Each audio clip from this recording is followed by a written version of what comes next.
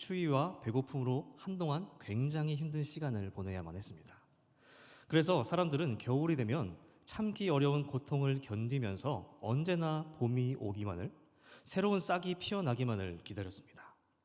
그 시기를 가리켜서 햇보리가 나올 때까지의 넘어가기 어려운 고개라는 뜻에서 이 보릿고개라는 말이 생겼다고 합니다. 그러니까 가장 힘들었던 시기, 금방이라도 망하고 죽을 것처럼 어려운 시기를 가리켜 보릿고개라고 하는 겁니다. 여러분, 지금 우리가 살아가고 있는 이 세상에는 음식이 전혀 부족하지 않습니다. 그래서 우리에게 이러한 보릿고개라는 말은 옛말이나 다름이 없어요. 그런데 우리 그리스도인들에게는요, 영적인 보릿고개가 있는 것이 아닐까 합니다. 때로 우리는 신앙생활을 하면서 영적으로 어둡고 추운 겨울을 지나는 것과 같을 때가 있죠. 그래서 금방이라도 망할 것 같고 실패할 것 같고 하나님이 나를 버리셨다고 느낄 때가 있습니다. 그래서 우리는 그 속에서 씨름을 하면서 언제나 봄이 올까? 언제나 싹이 틔어질까? 언제나 이 고개를 지나갈 수 있을까? 고민할 때가 있다는 거예요. 그런데 오늘 본문은요, 그러한 영적 보릿고개를 걸어가는 사람들에게 그 길을 어떠한 마음으로 걸어가야 하는지 방향을 제시해 줍니다. 우리가 함께 읽은 로마서를 기록한 사람은 누구죠? 사도 바울입니다. 사도 바울. 로마서를 기록한 사람은 사도 바울입니다. 사도 바울은 로마서에서 계속해서 사람들에게 권면합니다. 잘못된 신앙관을 가지고 있는 사람들을 향해서 올바른 신앙을 가질 수 있도록 방향을 제시해줘요. 율법만을 강조하고 율법만 지킨다고 해서 다가 아니다. 행위가 아니라 오직 믿음으로 인해서 의롭다함을 얻는 것이다. 그리고 신앙은 있으나 매번 흔들리는 사람들을 향해서는 그리스도 예수 안에 있는 사람들에게는 결코 정죄함이 없다. 하나님의 구원과 사랑은 결코 끊어지지 않는다. 바울은 이러한 말들로 한 사람이라도 더 예수 그리스도께 돌아오게 하기 위해 하나님 앞에 올바른 신앙으로 인생을 살아가도록 계속해서 권면하고 있는 겁니다. 그러한 바울의 권면은 오늘 본문에서도 계속되죠. 먼저 1절 상반절의 말씀을 보겠습니다. 그러므로 내가 말하노니 하나님이 자기 백성을 버리셨느냐? 그럴 수 없느니라. 11장을 시작하면서 먼저 바울은요, 갑자기 하나님이 자기 백성을 버리셨느냐라는 질문으로 시작합니다. 바울이 이러한 질문을 던지는 이유는 바로 앞장인 10장에서 바울이 어떠한 말을 했는지 보면 알 수 있습니다. 10장을 보면 바울은 이스라엘 백성들이 복음에 순종하지 않았음을 밝혀요. 이스라엘 백성들은 하나님이 보내신 그리스도를 만났을 때 어떻게 했을까요? 예수님을 받아들이고 믿기는커녕 거절하고 십자가에 못 박았습니다. 바울은 그러한 사실을 기반으로 이스라엘이 하나님의 복음에 대하여 불순종을 저질렀음을 이야기하는 겁니다. 그러면서 바울이 이야기하는 것이 무엇이냐면 이스라엘이 하나님의 복음을 듣지 못했기에 불순종했다고 핑계댈 수 없다라고 말합니다. 사람들은 실수가 드러나고 죄가 드러날 때 핑계를 대면서 조금이라도 그것을 면하려고 하죠. 그러나 바울은 이스라엘의 불순종에 대해서 조금도 핑계 댈 수 없다고 말하는 겁니다. 너희는 하나님의 복음에 대해 불순종하고 그리스도를 십자가에 못 박은 것에 대해서 어떠한 말로도 핑계를 댈 수 없다. 그러면서 바울은 그들이 핑계 댈 수 없는 이유에 대해서 설명하는데요. 10장 16절에서부터 보면 구약의 인물들을 거론하면서 이야기합니다. 모세도 이사야도 하나님의 복음에 대해서 예언했다. 너희가 그들을 기억한다면 하나님의 복음을 따르지 않은 것을 결코 핑계댈 수 없다. 여러분, 모세와 이사야는요, 이스라엘 사람이라면, 유대인이라면 모를 수가 없는 사람입니다. 우리가 대한민국 사람으로 살아갈 때 우리 머릿속에 모를 수 없는 사람 두 사람을 꼽자면 누굴 얘기할 수 있을까요? 당연히 세종대왕과 이순신 장군입니다. 우리가 그들을 기억하고 있다면 그 누가 임진왜란에서 일본이 이겼다고 이야기할 수 있겠고 그 누가 다른 사람이 훈민정음을 창제했다고 말할 수 있겠어요.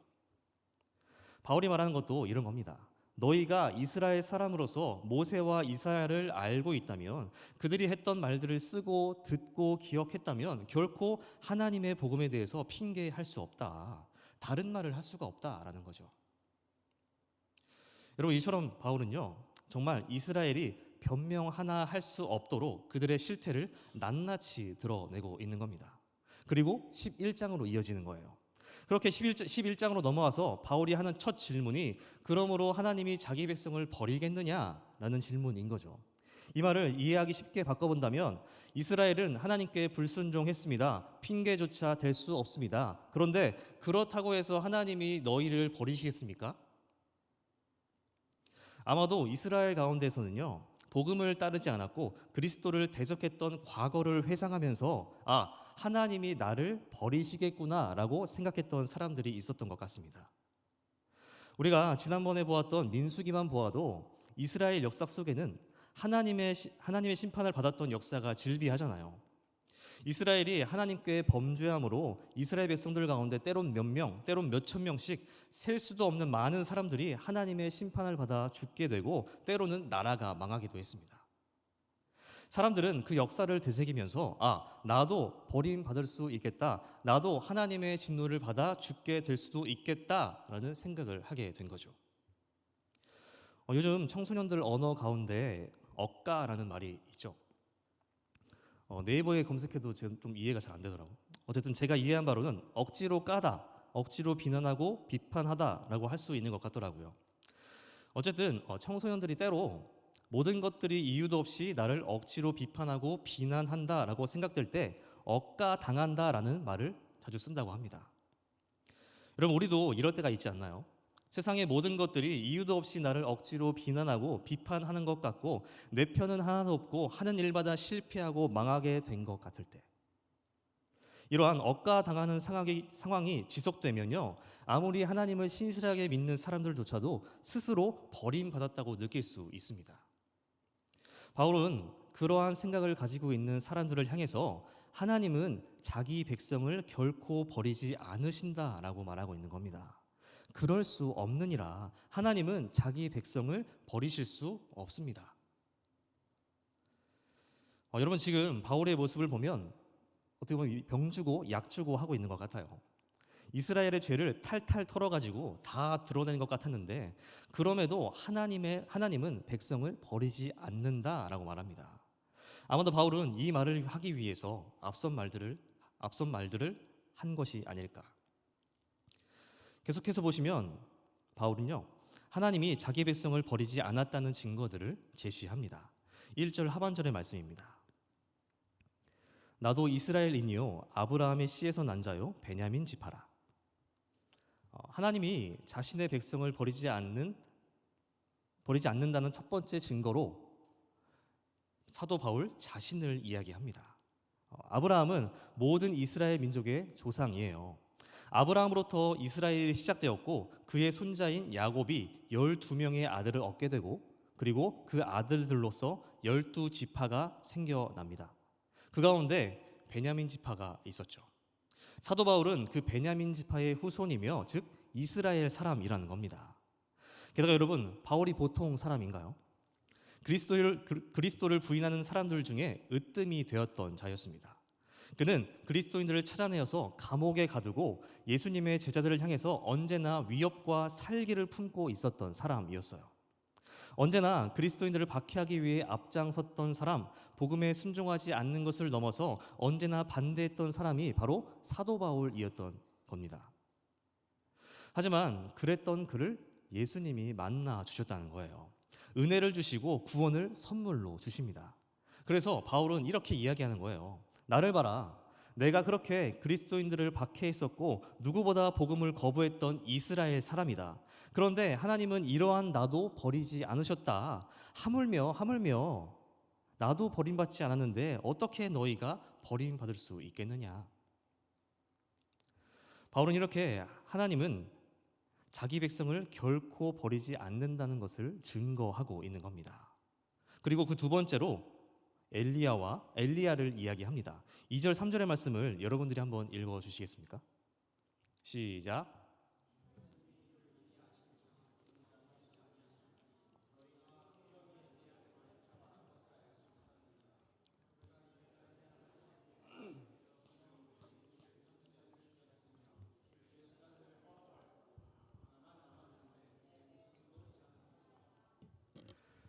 바울은 두 번째 증거로 엘리야를 이야기합니다. 엘리야. 엘리야 또한 이스라엘 사람이라면 모를 수가 없는 사람이죠. 엘리야 당시에 이스라엘은 우상 숭배를 일삼고 하나님의 선지자들을 박해하고 죽였다고 합니다. 여러분 엘리야라고 하면 떠오르는 사건이 있지 않나요? 엘리야 때에 하나님의 선지자인 엘리야와 우상을 숭배하는 선지자들 850명이 맞붙은 사건이 있었어요. 1대 850. 그 대결의 내용은 이렇습니다. 각자의 신에게 기도해서 먼저 불이 떨어지는 쪽이 이기는 것. 누가 이겼을까요? 엘리야가 이겼죠. 엘리야가 이겼습니다. 당연히 하나님과 엘리야가 이겼는데 엘리야는 이러한 놀라운 일을 겪었던 사람이었어요. 그런데 그럼에도 불구하고 이스라엘은 변하지 않았습니다. 그래서 엘리야까지 죽이려고 하는데요. 그때 엘리야가 두려움에 사로잡혀서 체념하면서 이런 말을 했다는 거예요. 하나님, 이스라엘이 하나님과 관련된 모든 것을 죽이고 파괴해 버렸고 이젠 저 혼자 남았고 저도 곧 죽게 되었습니다. 그때 하나님은 그렇지 않다고 엘리야에게 대답하셨다는 거죠. 4절입니다. 그에게 하신 대답이 무엇이냐? 내가 나를 위하여 바알에게 무릎을 꿇지 아니한 사람 7천 명을 남겨두었다 하셨으니. 엘리야는요 혼자 남았다고 생각했습니다. 하나님의 선지자들이 하나둘 죽임당하고 하나님을 위한 제단들이 파괴되어가는 모습을 보면서 이제 곧 내 차례가 오겠구나, 이제 다 망했구나 하면서 하나님이 자신을 버렸다고 생각했을 것입니다. 그런데 하나님은 그렇게 생각하고 있는 엘리야에게 그렇지 않다라고 말씀하는 거예요. 너 혼자 남지 않았다. 내가 모르는 나의 사람 7천 명을 남겨두었다라고 말씀하시는 거죠. 엘리야가 틀렸던 겁니다. 엘리야는 모르고 있었지만 그렇게 악하고 불안한 환경 속에서 하나님의 사람들이 넘치도록 남겨져 있던 거예요. 너무나도 많이 남아 있었지만 내가 몰랐던 거죠. 버려지지 않았고 망하지 않았다는 증거들은 넘쳐나지만 나만 모르고 있었다는 거예요. 이렇게 바울은요 이스라엘이 하나님께 버림받지 않았다는 것을 자신과 엘리야를 증거로 제시하는 겁니다. 그러면서 4절까지의 결론을 내리죠. 5절 6절입니다. 그런즉 이와 같이 지금도 은혜로 택하심을 따라 남은 자가 있느니라. 만일 은혜로 된 것이면 행위로 말미암지 않음이니 그렇지 않으면 은혜가 은혜되지 못하느니라. 그런즉 지금도 있느니라. 아무리 증거가 차고 넘친다고 해도 과거의 증거들은 신뢰도가 떨어질 수 있습니다. 그런데 바울은 그 증거가 지금도 있다는 겁니다. 지금도 남은 자가 있다. 우리가 알지 못할 뿐이지 분명히 남은 자가 있다는 거예요. 그런데 여러분 이 남은 자가 어떻게 남은 걸까요? 은혜로 택하심을 따라 된 겁니다. 내가 선택한 게 아니라 어떤 나의 행위로 되는 것이 아니라 전적으로 하나님이 선택하신 남은 자가 있다는 거예요. 그래서 여기서의 표현은요 남은 자라기보다 하나님으로 의해서 남겨진 자라는 표현이 더 맞지 않을까 합니다. 여러분 오늘 저와 여러분이 이러한 하나님에 의해 남겨진 자들이 되기를 바랍니다. 우리 주변에 있는 사람들이 하나님을 의심하고 하나님께 버려진 것 같다고 느낄 때마다 그럴 수 없다. 하나님의 사랑은 결코 끊어지지 않는다. 하나님은 우리를 결코 버리시지 않으신다라고 확증할 수 있는 증인들이 될 수 있기를 바랍니다. 여러분 이렇게 바울은요. 하나님은 언제나 하나님의 백성들을 버리지 않으셨음을 확증하면서 증거들을 제시했잖아요. 그런데 이제 이어지는 7절부터는 택하심을 얻은 자 외에 다른 사람들이 어떠한가를 이야기합니다. 7절의 말씀 보겠습니다. 그런즉 어떠하냐? 이스라엘이 구하는 그것을 얻지 못하고 오직 택하심을 입은 자가 얻었고 그 남은 자들은 우둔하여 졌느니라. 이스라엘, 즉 유대인들은 하나님께 대하여 의를 구했다고 합니다. 여기서 구하다는 것은요 간단하게 한 번 구하고 끝나는 것이 아니라 틈이 날 때마다 생각이 날 때마다 열심을 다해서 구했음을 의미합니다. 의를 구했던 유대인들의 열심이 엄청났다는 거예요. 그것이 하나님 앞에서 옳은지 그른지는 생각하지도 않고 무작정 하나님께 반복적으로 열심을 다해서 구하기만 했다는 거죠. 그러한 열심은 하나님 앞에 아무 소용이 없습니다. 그 결과 그들은 구하는 것을 얻지 못했다는 거죠. 우리도 마찬가지일 수 있습니다. 우리는 하나님께 기도하지만 그것이 하나님 앞에 옳은 것인지 그른 것인지 생각하지도 않고 구할 때가 있어요. 또 하나님이 원하지도 않는 일에 대해서 하나님이 원하시는 일이라고 착각하며 열심을 다할 때가 있죠. 그러면 그러한 기도와 열심은 헛수고라는 겁니다. 그러한 것으로는 구하는 것을 얻지도 하나님의 응답을 얻을 수도 없습니다. 그리고 하반절에 보시면요. 다시 한번 남은 자가 등장합니다. 남은 자. 이 남은 자는 5절에 등장하는 하나님이 남겨두신 남은 자, 남겨진 자들과는 완전히 반대의 다른 사람들입니다. 그냥 남겨진 자들. 5절에 등장하는 남은 자들 제외한 모든 사람들이라고 할 수 있겠습니다. 바울은 그들이 우둔하여졌다라고 표현하는데요. 이 우둔하여졌다고 하는 말의 원뜻은 돌같이 굳게 하다, 무디게 하다, 완악하여지다라는 뜻을 가지고 있습니다. 그러니까 하나님의 은혜로 남겨진 자들을 제외한 모든 사람들의 마음이 돌같이 굳게 되었다, 완악하여졌다, 진리에 대하여 귀를 막고 거부하였다라고 할 수 있습니다. 그렇게 우둔하여진, 완악하여진 그들의 결말은 어떨까요? 계속해서 보시면 바울은 구약 성경의 말씀을 끌어오는데요. 먼저 신명기와 이사야의 말씀을 인용합니다. 8절의 말씀입니다. 기록된 바 하나님이 오늘까지 그들에게 혼미한 심령과 보지 못할 눈과 듣지 못할 귀를 주셨다 함과 같으니라. 하나님을 향해서 마음이 우둔하여진 자들에게 하나님은 혼미한 심령을 주시면서 그들의 영적인 눈과 귀를 막아버리신다는 거예요. 여기서 말하는 혼미한 심령은요, 마취가 된 것처럼 감각이 없어진 영적 상태를 의미합니다. 영적인 깊은 잠에 들었다, 영적인 혼수 상태에 빠졌다라고도 할 수 있어요. 이처럼 하나님을 향하여 마음이 굳어지면, 완악하여지면 하나님은 은혜를 베풀지 않으신다는 겁니다. 하나님이 은혜를 베푸셔야 눈과 귀가 열리고 말씀이 들려지고 믿음이 생기는데, 마음이 우둔하여진 자들에게는 오늘까지도 현재까지도 하나님이 은혜를 베풀지 않으시기에 결국에는 망하게 될 거라는 겁니다. 이어서 9절 10절의 말씀을 보시면 바울은 시편을 인용합니다. 또 다윗이 이르되 그들의 밥상이 올무와 덫과 거치는 것과 보응이 되게 하시옵고 그들의 눈은 흐려 보지 못하고 그들의 등은 항상 굳게 하옵소서 하였느니라. 다음으로 바울이 인용하는 성경은 시편에 나오는 다윗의 기도입니다. 8절과 이어지면서 비슷한 말이 있고 추가되는 말이 있는데 9절에 보시면 그들의 밥상이라고 하는 말이 있습니다. 그들이라고 하는 것은 다윗의 원수들을 의미하고 밥상은 진수성찬과 같은 화려한 밥상을 의미합니다. 다윗은 원수들의 풍요로움과 자랑이라고 생각했던 것들이 오히려 그들의 올무와 덫이 되고 그것으로 인해 악이 되갚아지기를 기도하고 있는 겁니다. 바울은 이러한 다윗의 기도를 인용하면서요, 하나님을 향해 마음이 우둔하여진 이스라엘이 결국엔 올무에 걸리게 되고 하나님의 심판을 면할 수 없다는 것을 말하고 있는 것입니다.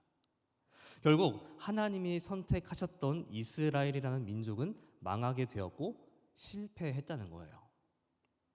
근데 여러분, 이어지는 11절을 볼까요? 그러므로 내가 말하노니 그들이 넘어지기까지 실족하였느냐? 그럴 수 없느니라. 그들이 넘어짐으로 구원이 이방인에게 이르러 이스라엘로 시기나게 함이니라. 여기 넘어지다라는 말은 일어설 수 없을 만큼 완전히 멸망한 상태를 의미합니다. 그러니까 이런 거예요. 이스라엘이 실패했지만 완전히 멸망한 것입니까? 회복이 불가능한 것입니까? 이에 대해 바울은 다시 한번 그럴 수 없다라고 확증합니다. 이스라엘은 다시 회복할 수 있다는 거예요. 다시 말해서 이스라엘은 실패했지만 하나님은 실패하지 않았다는 겁니다. 오히려 하나님은 이스라엘의 실패를 사용하셔서 하나님의 계획을 계속해서 이루어 가신다는 거죠. 하나님은 이스라엘의 실패로 인해 어떤 일을 이루어 가시나요? 구원이 이스라엘뿐 아니라 이방 민족에까지 이르게 하십니다. 물론 하나님의 원대한 계획 아래 이스라엘이 실패하지 않았더라도 구원의 복음은 이방인들에게까지 전달되었겠지만 이스라엘의 실패가 이방인들에게도 구원이 이르게 되는 결정적인 계기가 된 거죠. 그런데 여러분, 이것은요 이방인들에게만 좋은 것이 아닙니다.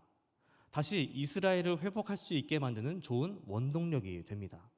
그 원동력이 무엇인가요? 시기심 자극입니다. 시기심 자극. 우리가 달리기를 할 때 우리의 속도를 더 빠르게 할 수 있는 것이 있습니다. 뭘까요? 옆에 뛰는 사람이죠.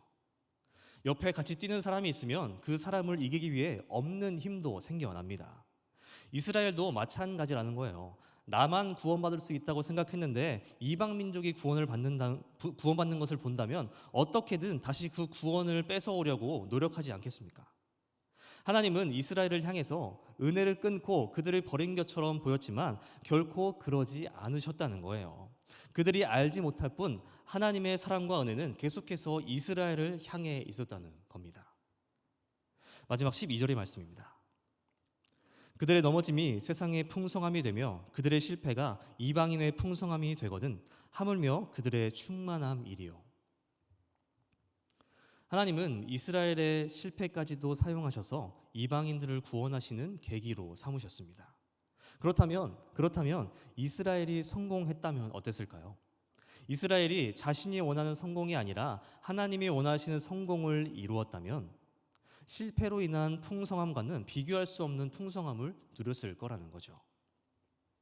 유대인들이 복음을 배척하고 그 마음이 우둔하여져 있는 지금도 하나님이 남겨두신 적은 수의 남은 자들로 인해서 하나님의 나라가 확장되고 있는데 그들이 복음을 받아들인다면 하나님의 나라가 얼마나 더 확장되겠느냐라는 겁니다. 여러분, 오늘 본문에서 바울이 말하고자 하는 것이 무엇일까요? 너희가 망하는 것 같아 보여도 실패한 것처럼 보여져도 심지어 하나님이 너희를 버린 것 같아 보여질지라도 하나님은 결코 너희를 버리시지 않으시고 실패한 인생까지도 이끌어 가시며 비전을 이루시는 분이라는 겁니다. 너희가 언제 끝날지 모르는 영적인 보릿고개를 걸어가고 있다고 할지라도 분명히 우리에게는 하나님이 예비해 두신 봄이 있을 거라는 거 아니겠어요? 여러분, 우리의 인생에는 언제나 춥고 어두운 겨울이 찾아옵니다. 우리는 언제나 영적인 보릿고개를 걸어가요. 그런데 우리는 결코 망하지 않습니다.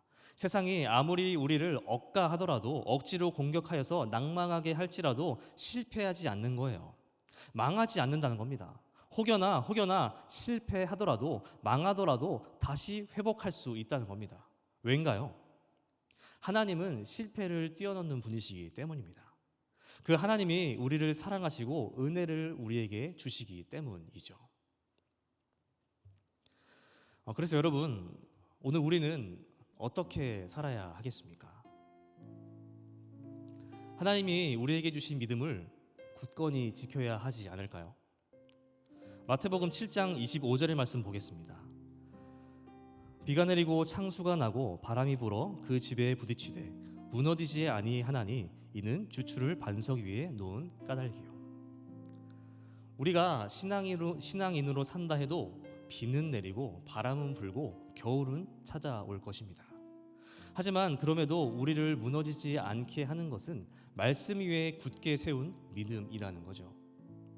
여러분, 우리가 때로는 실패하는 것처럼 보여지고 망하는 것 같더라도 우리를 향한 하나님의 사랑은 끊어지지 않습니다. 우리가 알지 못할 뿐 하나님의 비전과 은혜는 우리에게 계속해서 부어지고 있다는 거죠. 그러니까 여러분, 하나님의 말씀을 굳건히 믿을 수 있는 여러분들이 될 수 있기를 바랍니다. 실패를 믿음으로 넘어갈 수 있기를 바랍니다. 보릿고개를 굳건한 믿음으로 걸어가십시오. 우리가 그렇게 할 때 우리를 사랑하시는 하나님으로 인해서 우리는 넉넉히 이겨낼 수 있을 것입니다. 저와 여러분이 이러한 믿음으로 하나님 앞에 굳건한 믿음을 지켜내어 실패를 이겨내는 하나님이 원하시는 성공을 이루어 갈 수 있는 저와 여러분들 될 수 있기를 바랍니다. 함께 찬양하며 기도하겠습니다.